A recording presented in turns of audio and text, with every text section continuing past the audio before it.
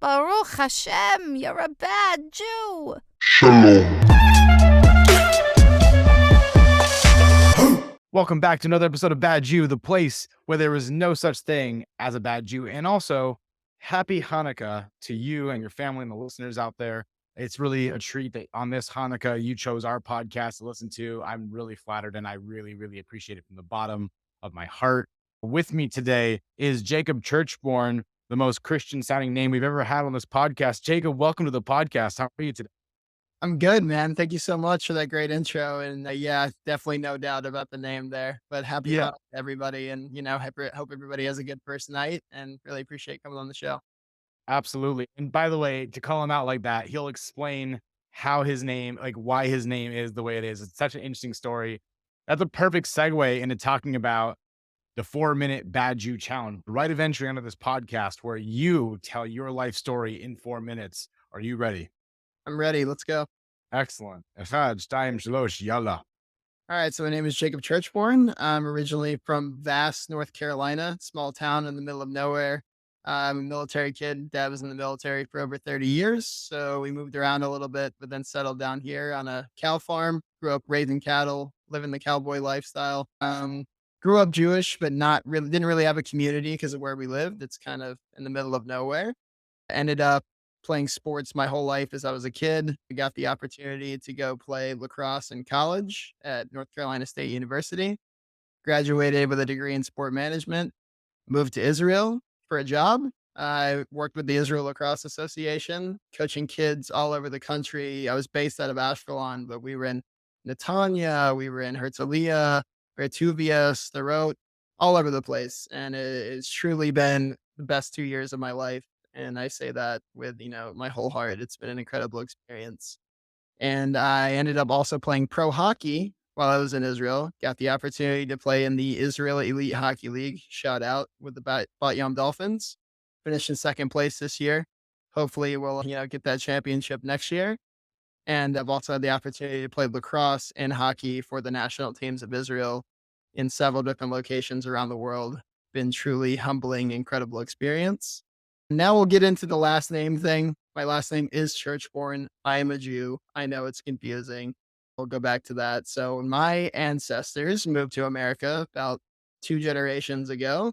They had to change their name at immigration to avoid discrimination, so on and so forth. Because as we know, early 1900s America was not a great place to be if you were a Jew or any other race for that matter. And my family was both. So my grandparents originally moved from India, British occupied India, to the United States. And then my other side of the family was Jewish. So they made up a name and just kind of went with it, and it's stuck ever since. So that explains the Jew being with the last name Churchbourne. Then a little bit of an intro into what I do now. Still work as a youth development coordinator with the Israel Lacrosse Association. Love my job. It's incredible. Ever since October 7th, life kind of changed forever. And now I am proud to say that I'm the CMO, Chief Marketing Officer of Tzachi Israel.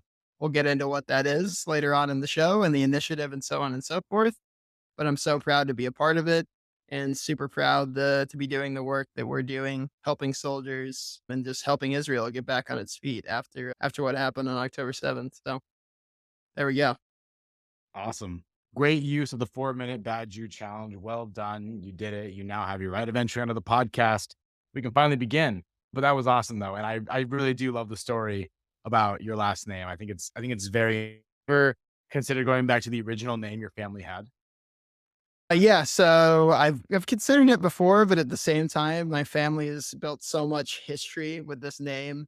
My dad was in the military for 30 plus years. His dad before him, my great grandfather, when he immigrated, joined the military and fought in World War II, Korea. He was wounded twice. So, we've thought about it, but at the same time, it's like, no, because we built so much history with this name. It's who we are now. So we're sticking with it.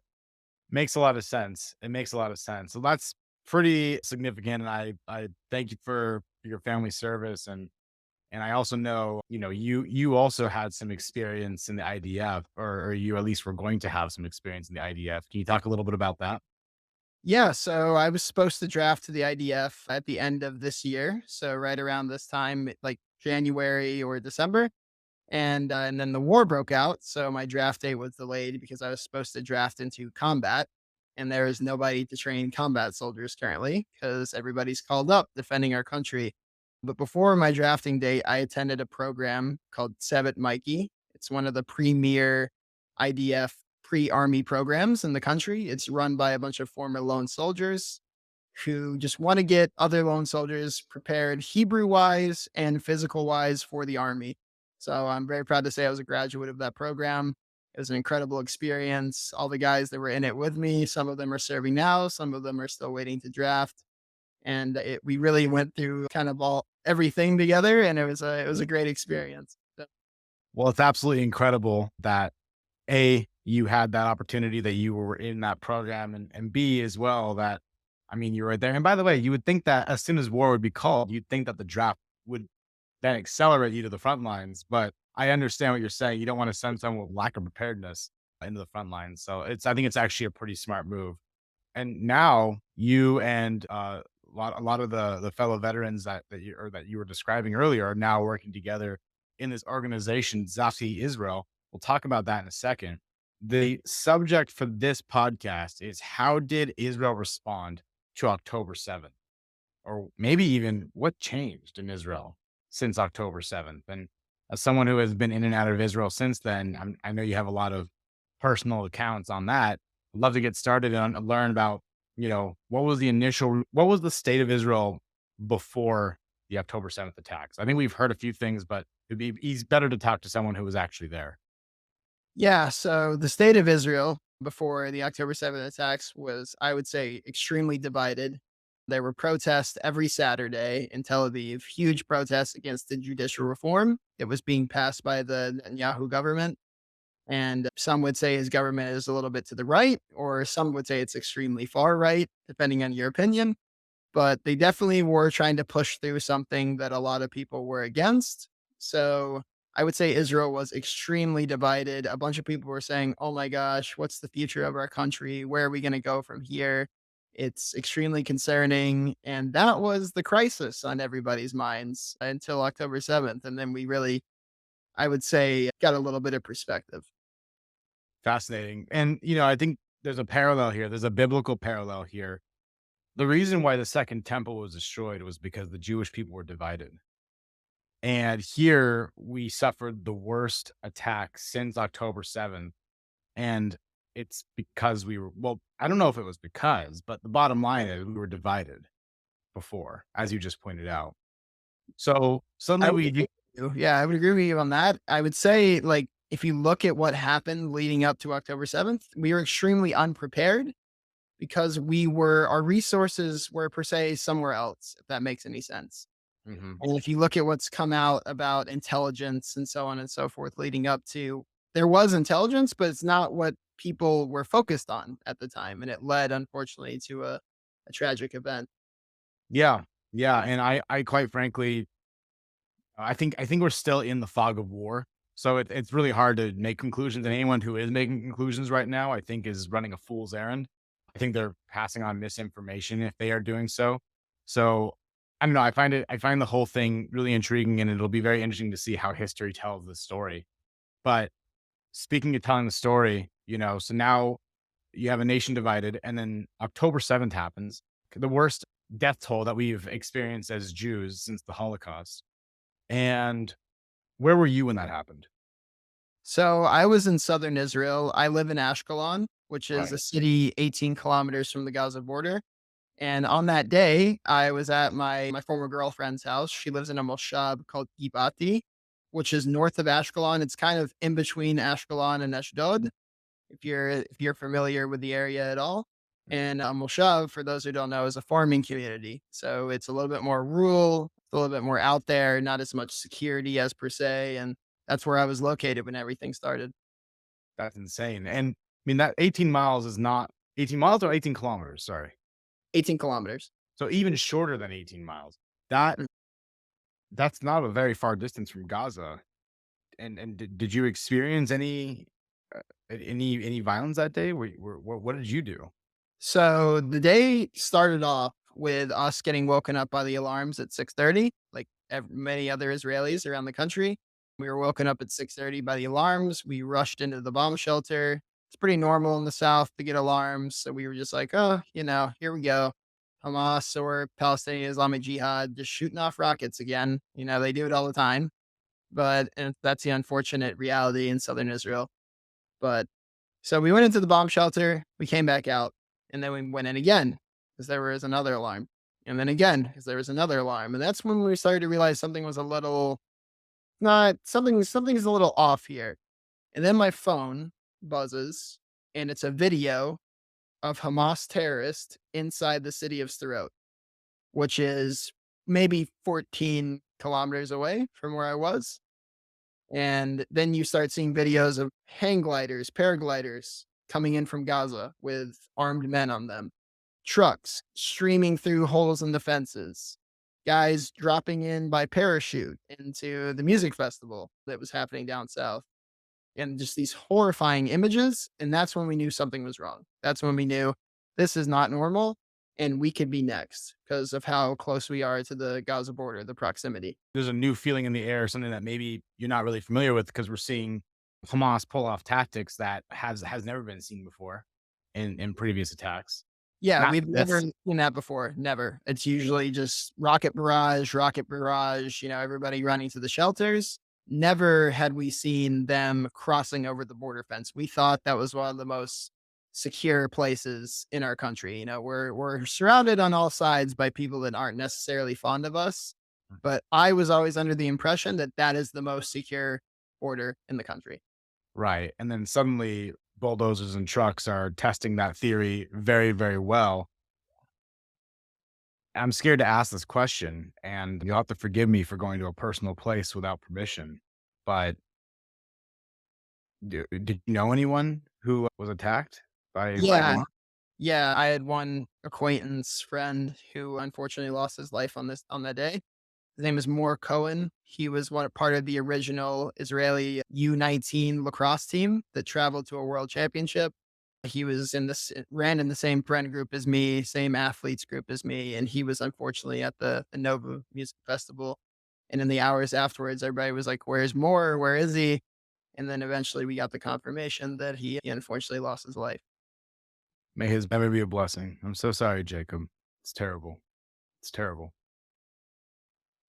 And so what happens to the country of Israel after that? Because there's that phase on day one where now, as soon as 6:30 in the morning, as you said, now you have to re-secure the border. You have to put the terrorists back into Gaza, push them back and force them to retreat. And you hear these amazing stories of heroism where people are driving and they pick up Israeli friends along the way and they call to arms and they go and clear the roads from terrorists. We've heard a few of these stories since then. These amazing stories of either Israeli soldiers or security members protecting the roads one road at a time, and protecting moshavs and protecting kibbutzim. So once everything's secured, now it's October 8th. Mhm. What's the general feeling from there? I would say we still didn't even feel secure because it was confirmed by the army that there are still hundreds of these terrorists running around Israel. We don't know. They didn't know where they were. They didn't know they could have been anywhere. They got in way farther than the army ever anticipated that they would ever. And they obviously the army they responded. I wouldn't say they responded not in a timely manner on October 7th. That's become public knowledge, but they responded in a brave manner and they went in there with everything they had to save as many people as they could. And unfortunately, due to lack of resources, there were still Hamas terrorists running around all over the country. So no one really felt safe. No one wanted to leave their homes. No one wanted to go anywhere without being armed. There were armed men placed at the gates of just about every moshav kibbutz around the country just to make sure that everybody was going to be secure in those communities. And it was just the overall feeling of fear and uncertainty, I would say. Is that fear and uncertainty still existing, or has that become the normal to the point where you're numb to it? I would say it's still there. It's what's the next day gonna bring? I think Israelis, I think some of them feel safer now per se because with the army called up as it is, but there's just so much uncertainty now with the hostage situation, obviously, what's gonna happen to them? How are we Right. gonna get them out? We've gotten several out to this point, but there's still a ton of people in there, and we don't know if they're alive or dead, and there's a ton of uncertainty there, and a lot of people Israel's a very small country, and everybody has connections with everyone. So there's just a lot of fear about friends, family, so on and so forth. Yeah, yeah, and, right now, at the time that we're recording this, this is December 7th, 2023, and what has it been? 110 hostages have been released, thank God. Somewhere around that number, there's been a large amount released in the ceasefire time period that was occurring there. Right, right, and then the ceasefire is now over, back to wartime, got the war rages on in Gaza, as we know. Mhm. The North has, for the most part, been cleared outside of a few strongholds. They're calling it the centers of gravity Yep. in the Gaza Strip. And now, yeah, it's just a very interesting place to be as a Jewish nation. I don't know. I guess what I'm getting at is, since the hostages have been returned, has there been a sense of relief? Has there been any sense of normalcy? No sense of normalcy whatsoever. I think people are there's still Miloim reservists called up. I think with hostages returning, it was more so happiness as per se that this thank God those people are alive, but also a sense of sadness with, oh my gosh, look what they went through, what they experienced. No one should ever have to experience that in their lives. And these people are coming home and we don't know how they're going to react in years to come. And these are children, these are women, these are older people. And it's something that no one should ever have to experience ever. And it's going to be a hard journey, hard road back for them and the country as a whole. One thing you also brought up as well was the politics pre-October 7th. What do the politics look like now? I would say among the Israeli populace as a whole, like the average person, united, 100% united. Wow. We are united towards defeating one enemy, getting our people home. Maybe there's some divides on how we do that, but I would say the majority of people want to achieve the exact same goal. Pretty much the nation of Israel would be happy regardless of how we got there, but at least we're united in that Getting sense. there. Yep. Wow. Okay. United in getting to the ending that we all want. How we get there, a little bit more divided. And you'll see that in the government as well. Just among the government itself, they're pretty divided on how they want to do it. Mhm. But they've at least put on the face of unity. That's They good. and the days afterwards, Netanyahu, he brought in, people he would have never worked with before into a wartime government. And now they're all working together to achieve the same goal. Incredible. And, I'm glad you brought up Netanyahu, because he was facing a lot of criticism for the judicial reform that we saw in Israel pre-October 7th. That's not even on the forefront of people's minds right now. It makes me wonder if, as soon as this war is over, if things will go back to the way it was before. No less, while Netanyahu, I think, has gotten some heat off of him since then. I do wonder if how the international community impacts what's happening internally in Israel. Do you have anything that you can comment on in regards to that? Yeah, so I think there's a lot of anger per se at Netanyahu himself by the people of Israel, just kind of like you were distracting yourself with your policies and look what happened to us in a Mhm. way. And that's how people are kind of reacting to it. And that's coming from the right, that's coming from the left, that's kind of coming from everywhere. And the most recent poll that I saw, I think was put out by the Times of Israel, said that a good amount of people would like to see him gone when this is all over. And Yeah, I think that sounds pretty realistic, and it's I think I could probably put a few couple $100 on that bet too, yeah, if that were to happen.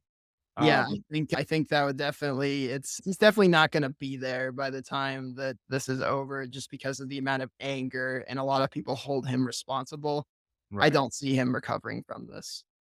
Yeah, this was pretty bad, to say the least. I don't know how else to put it. I think it's the only technical way to express it is that was pretty bad.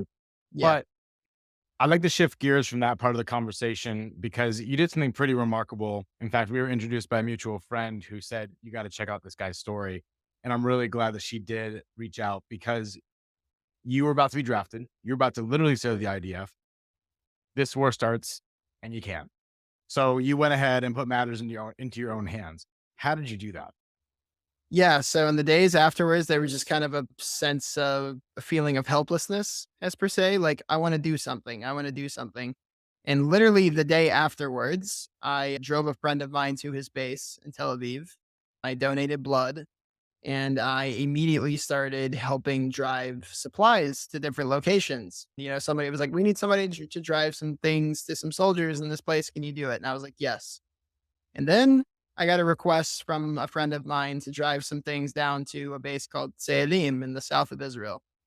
And to not have, the road getting there was a bit dangerous. There were still Hamas terrorists running around. There were, not everything was secure.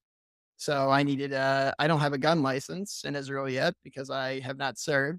So I texted in a group chat and said, "Hey, can anybody come along with me who has a gun?" Got a response from this guy named Sammy Zemmel, former paratrooper in the IDF. And he was like, "I'll go with you." So we hop in my Ford Focus with a car full of stuff, drive down south, and we get down there and drop off this gear to the last outpost before the Gaza border. This was before the IDF had entered Gaza. They were in the prep phase, the prepping stage, obviously. And we drove to as far as you could drive before you get into the Gaza border and dropped off bags of goodies and essential equipment for these guys. And kind of ever since then, every single day, we just started driving to different bases all over the country and, getting donations from people outside of the country and just getting together supplies. And me and Sammy were in one car. And then our co-founders, Hanan and Zach, were in the other car. And they were driving one place and we were driving another. And we did that almost every single day until we realized that we could probably make the initiative a little bit bigger. So we're driving the car one day, and Sammy goes, "Why don't we start a fund? Why don't we get a donation page so all the money that people want to give us goes to one centralized place so we can get the essential supplies to these guys in a more timely and efficient manner." And that's where Tzachi Israel was born. And ever since then, we've been able to raise over $250,000 in the 6 weeks since the war started or since we started operating. We've been able to drive over 80 locations to drop off supplies, and that's totaled about 9,000 miles all over Israel. Wow. So let's go over the metrics one more time. 9,000 miles driven. You said $250,000 raised. Over $250,000, yes. And then what else? What else do people need to know? Over 80 locations we've dropped things off to, so soldiers all over the place. And then we've, Hanan, my co-founder, he likes to say this metric a lot: 20 rockets dodged. So That's awesome. That's awesome. I love that. And when it comes to donating to you guys, what's different about donating to you guys versus other organizations that also deliver to the idea? So I would say where we stand out is that your donations are going directly to soldiers getting what they requested. So a lot of other organizations, everything goes into one big fund and that's allocated how they see fit. Ours are specific orders given by soldiers we are in contact with. We get them the specific items they want and get it to them as soon as they can. So the funds are going towards things that soldiers are actually requesting and things they actually need. This could include bulletproof vests with ceramic plates. This could include helmets, boots, med kits. That's one thing we're really transitioning into, is getting what's called an IFAC, which is a personal medical kit. Because in the IDF, unfortunately, you are sent out into the field with one tourniquet and you're taught not to use it on your buddy, only yourself. So if you can get the gist of that, that's not a very efficient way to do things. So Right. our idea is to get every single person their own personal medical kit. So that's where these funds are going. That's what makes us different. We are getting the soldiers exactly what they requested to where they are as soon as we can. So there's a cost of travel, and there's also a cost of you guys personally who are running this to just maintain and upkeep your own personal lives while doing this. How is that even maintained? We do a lot of things out of our own pockets. For example, our food, our gas is usually out of our own pockets when we're driving to these places. Sometimes shipping comes out of our own pockets and we don't have enough money in the fund. But everything that goes into the fund goes into what we're doing. So we take the money from the fund as we see fit, and we 99% of the time put it towards the gear. We're like, nothing for us, straight to the gear, straight to the soldiers. And if we need to pay for our own gas to get it there, we will. Where are you guys getting the money then for the gas and like for your rent to your day job? Where does that come from? Yeah. So, my day job is working for the Israel Lacrosse Association. And luckily, I use my salary from that to pay for my own expenses. And my co-founders are, one of them has a job, but they are all students. So this is coming out of their own funds. These guys are IDF veterans and they are in university studying business and a bunch of other things. You can see on our website, there's descriptions of everything everybody's studying, but it's coming out of our own pockets. And that sometimes is hard on us, but there's a bigger cause at hand here and we're willing to make that sacrifice. That's absolutely insane and beautiful and amazing in all the best ways possible. So you guys are not accepting 100% of the proceeds. All the 100% of the proceeds are going right to the IDF. That doesn't. I'm not talking about just the gear. I'm talking about from a monetary standpoint. None of this covers the cost. You guys are covering the costs alone. Yeah. So all of the proceeds go directly towards buying this equipment and getting it to the soldiers.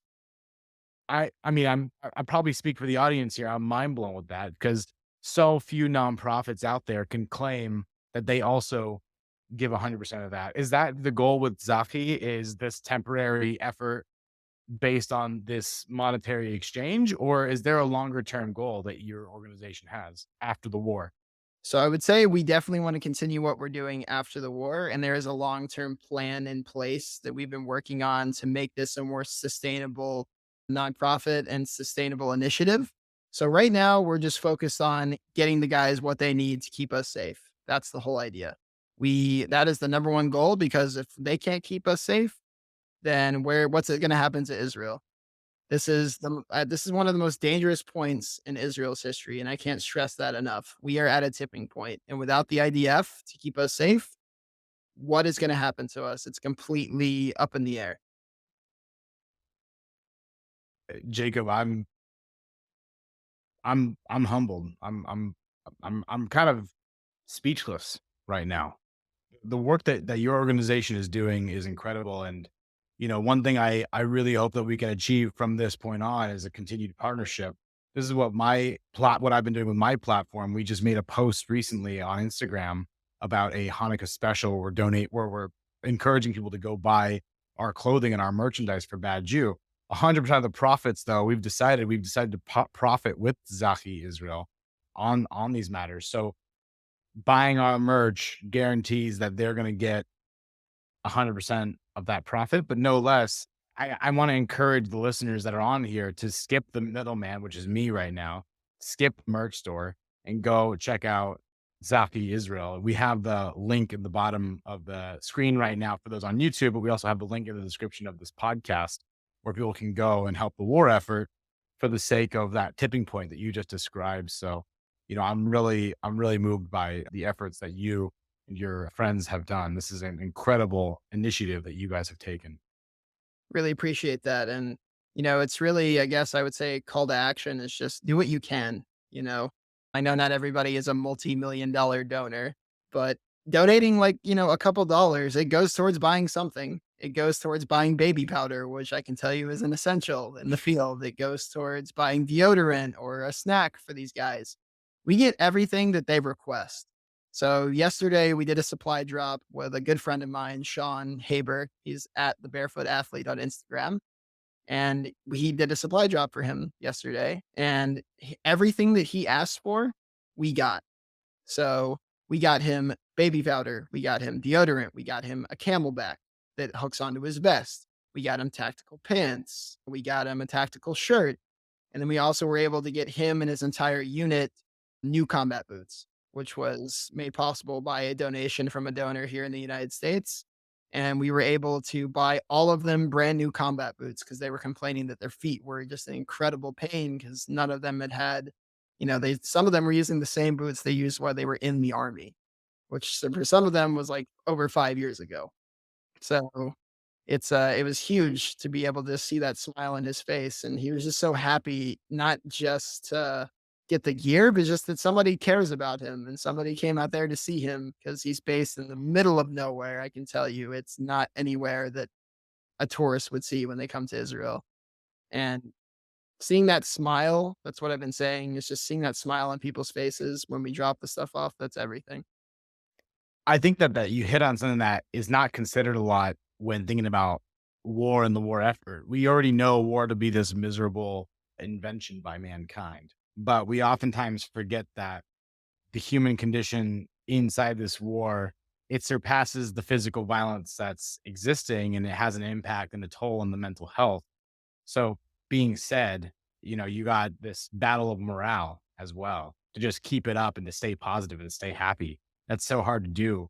Not to stay happy because you're not going to be happy in a war zone, but just to stay motivated and stay engaged, I suppose, to have a glimmer of hope that there is an end, that you'll come out surviving and that you'll be a hero coming out of this, that you are not alone, that you have a whole nation supporting you behind your back. That's huge. That's couldn't be more important. So I think that's one of the pain points that your organization answers. And it's amazing that you're looking after these soldiers on such a individual level. I really can't wait for you to reach the 500,000 level and the 750,000 level and the $1 million level. You guys are going to keep doing amazing things. And so I'm really excited for this partnership. Seriously. Well, we're excited to partner with you. It's incredible that you've been willing to help us out. And 100% of the proceeds, again, for anybody listening to this from the merch store, 100% of the proceeds are going to go straight towards soldiers. Like I said, the difference between Safi and other nonprofits, we don't fund ourselves. The founders take none of the money. It goes straight into these soldiers. Maybe one day we'll get to a point where that's possible, but that's not what we're concerned about right now. We're concerned about getting everything to these soldiers they need as fast as we can get it to them. Amazing. Jacob, thank you for being on this podcast. Everyone go to tzachiisrael.org/en for the English/HE for the Hebrew. Please go and donate directly to the IDF through Tzachi Israel right now. Thank you to our listeners for being a part of this podcast, and we'll see you next time. Shalom.